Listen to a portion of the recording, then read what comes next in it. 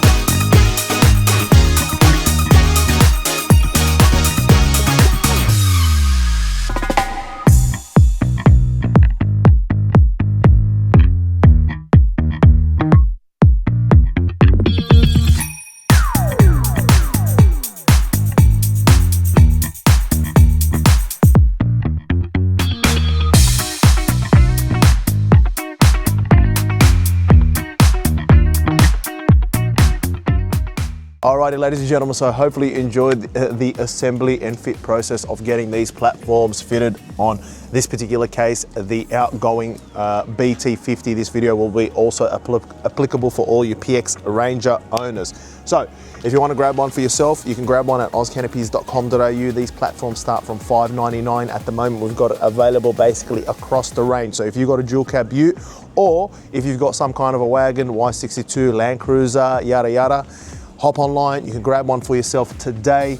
You've got up to 150 kilograms loading capacity. You can see you've got this lovely backbone style fitting to get it on there at an unbeatable price. And if you guys are worried about wind noise, you can go ahead and purchase an optional deflector as well.